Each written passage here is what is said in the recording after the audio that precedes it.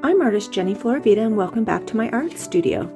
Do you want to paint a simple yet beautiful Christmas card? Anyone can do this, I promise, it's easy. I picked up a stack of these cards. They're watercolor paper. This piece is a piece that I experimented on. This is watercolor paper that's scored to fold. But if you didn't have that, you could easily cut watercolor paper to size and then bend and crease yourself.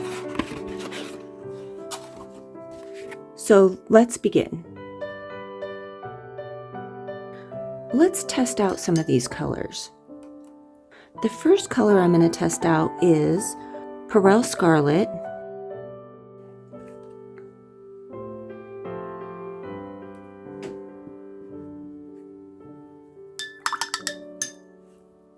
The color that I'm really liking the most is Anthraquinoctide Red, and it's a Daniel Smith color. And that's giving me that deep scarlet color for the poinsettias. And just for a little bit of color variety, we might use a little bit of permanent rose. I want to start with this color right here. It's got the deepest, most beautiful colors for the poinsettias. I feel like it's a very true red, and I'm just kind of laying out where I want to have the petals. The petals for the poinsettia kind of do like a little bit of a teardrop shape, and the color is so deep. I just want to capture that really quickly, and let me tell you why. This paper likes to create blooms.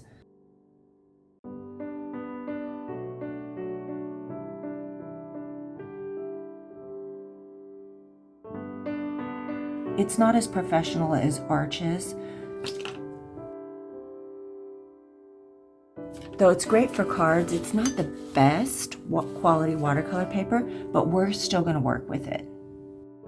I'm careful with this paper as to how much water I bring into the petals afterwards.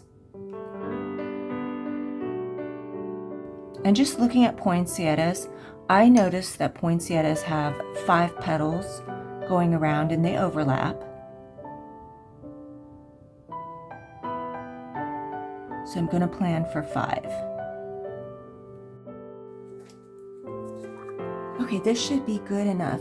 Let's do some more petals behind these petals. By applying my paint thicker, I'm basically adapting to the more craft quality of the watercolor paper here. This color here, Prussian green, this has a deep wintry feeling, and I like that for this color palette. And I'm gonna do some wreathy type leaves. I'm gonna allow some leaves to be lighter and some leaves to be darker, and this is going to create some interest. So now I think I'm going to introduce permanent sap green, just for a lighter color green, some wispy type pine needles, and just kind of, you could use any kind of green you want for this. I'm going to bring in just for a little bit of interest. It's a nice complement. It is Perylene Violet.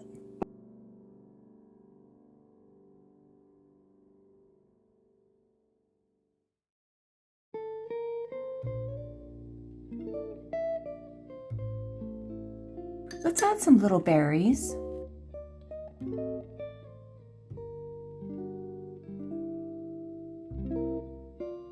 So I'm introducing permanent rose, and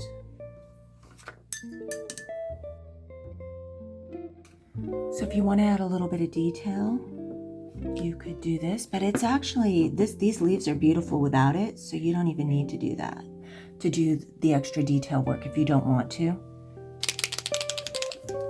Let's add some festive techniques. Since this is a holiday card,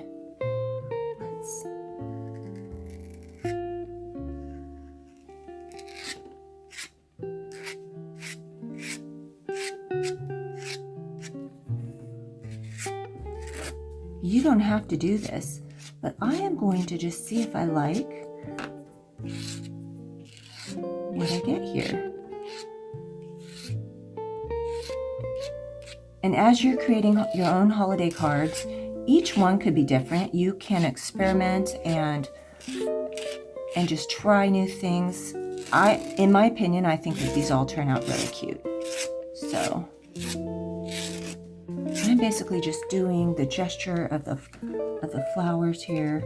And I like how this section right here is turning out very wintry.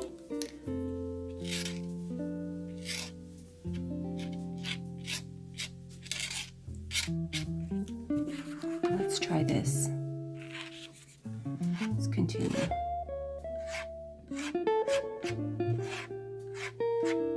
A lot of times holiday cards have a lot of bling on them, and I think this is a good excuse to bling up the painting. And like I said, these holiday cards, they don't have to be little mini works of art, yet I think that this piece is turning out quite artistic.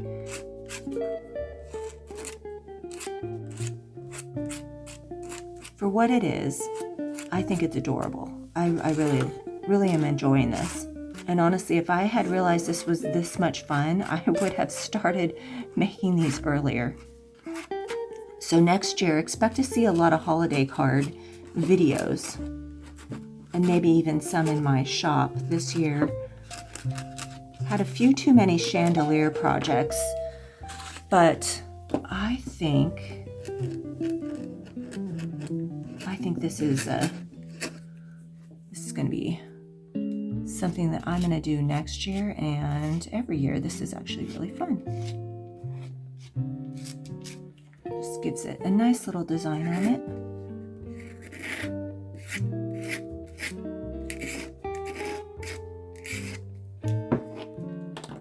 And I've decided to stay with the silver on this piece. You could use gold, you could use black. I'm going to show you something additional that you could use in the end as well. So you could add glitter to your cards.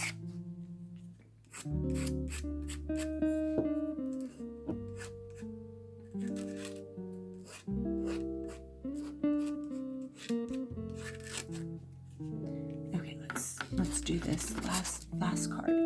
And I'm going to show you one more tip. So let's use titanium white, or you could use a gouache. And I'm going to show you what you could do with this.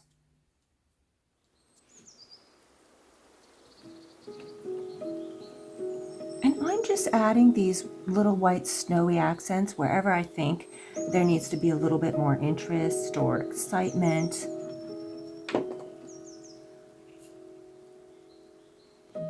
You could continue to overlap leaves if you wanted to. I think that's really cute. What do you think?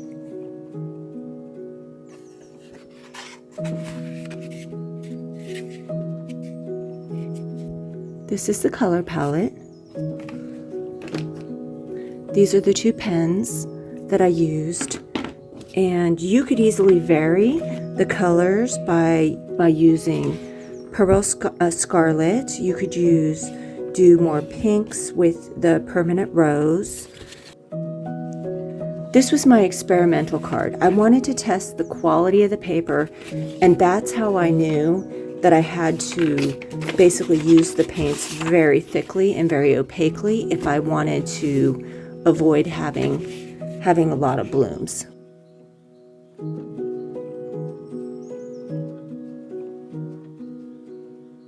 If you try some of these techniques to make your own holiday cards this season, let me know in the comments how they turned out. I'd love to hear.